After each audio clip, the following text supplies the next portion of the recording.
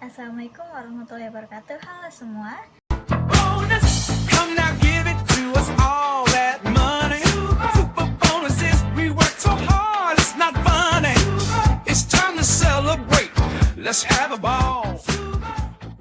Sebelumnya, perkenalkan nama saya Nabilatul Salama, NPM 243111081, Fakultas Teknik dan Ilmu Komputer, Prodi Sistem Informasi kelas SI 24C. Kali ini, saya akan bahas sebuah film yang menyentuh hati dan penuh emosi, yaitu Miracle in Cell No. 7.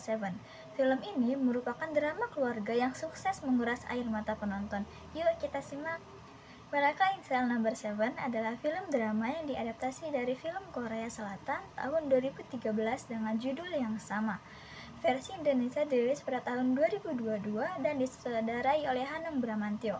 Film ini mengisahkan tentang seorang ayah bernama Dodo Rojak yang memiliki keterbatasan mental tetapi sangat mencintai putrinya, Kartika.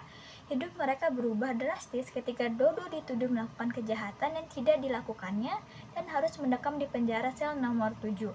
Di dalam sel tersebut, ia bertemu dengan narapidana lain yang awalnya ragu terhadapnya. Tetapi pada akhirnya menyadari bahwa Dodo adalah pria baik. Mereka pun berusaha menyatukannya kembali dengan Kartika.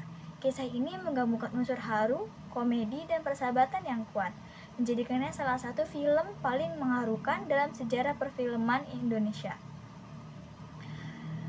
Miracle in Cell nomor 7 bercerita tentang seorang ayah bernama Dodo Rojak yang memiliki keterbatasan mental. Ia sangat menyayangi putrinya, yaitu Kartika. Namun kehidupan mereka berubah drastis ketika Dodo dituduh melakukan kejahatan yang tidak dilakukannya. Lalu kemudian dijebloskan ke dalam penjara sel nomor 7, tempat ia bertemu dengan narapidana lain yang awalnya tidak percaya padanya. Namun seiring waktu, mereka menyadari bahwa Dodo adalah orang yang baik, dan mereka pun berusaha membantu menyatukannya kembali dengan Kartika. Film ini memiliki banyak momen haru, terutama ketika para narapidana bekerja sama untuk mempertemukan Dodo dengan putrinya. Chemistry antara pemeran utama benar-benar kuat, membuat setiap adegan terasa nyata dan menyentuh hati. Akting Vino G. Bastian sebagai Dodo sangat memukau. Ia berhasil menggambarkan karakter dengan kepolosan dan ketulusan yang luar biasa. Selain cerita yang menyentuh, film ini juga memiliki pesan moral yang dalam. Miracle in Cell No. 7 mengajarkan kita tentang kasih sayang tanpa batas, keadilan yang seringkali tidak berpihak pada yang lemah, dan bagaimana kebaikan bisa datang dari siapa saja, bahkan dari mereka yang dianggap sebagai penjahat.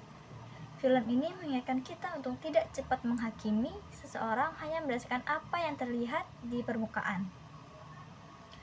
Dari segi sinematografi, film ini menampilkan gambar yang asik dengan ton warna yang mendukung, suasana emosional.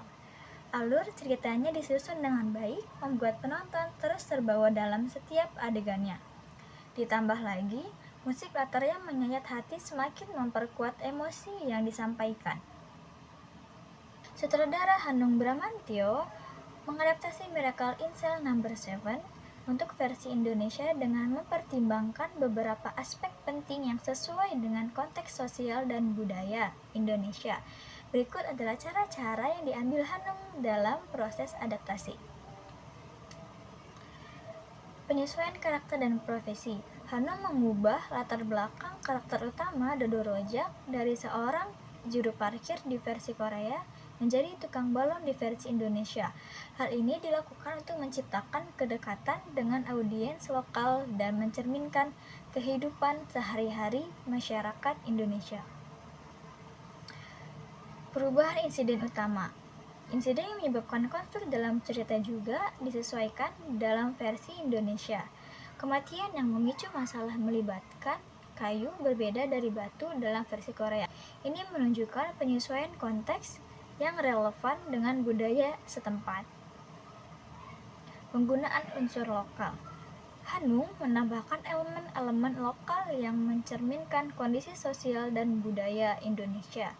Misalnya, setting tempat tinggal dan interaksi antar karakter disesuaikan agar lebih relevan dengan penonton Indonesia. Penyampaian pesan moral. Meskipun alur cerita tetap sama, Hanung menekankan pesan moral yang lebih sesuai dengan nilai-nilai masyarakat Indonesia. seperti kasih sayang tanpa batas dan keadilan sosial. Sinematografi dan musik. Dari segi visual dan audio, Hanung berusaha menciptakan suasana yang mendukung emosi cerita dengan menggunakan sinematografi yang sesuai dengan iklim tropis Indonesia dan musik latar yang menyentuh. Hanung Bramantyo menyadari bahwa adaptasi ini harus mampu menarik perhatian penonton yang sudah familiar dengan film aslinya, sehingga ia berusaha untuk tidak hanya menyalin tetapi juga memperkarya cerita dengan elemen-elemen lokal yang membuatnya lebih relatable bagi audiens Indonesia.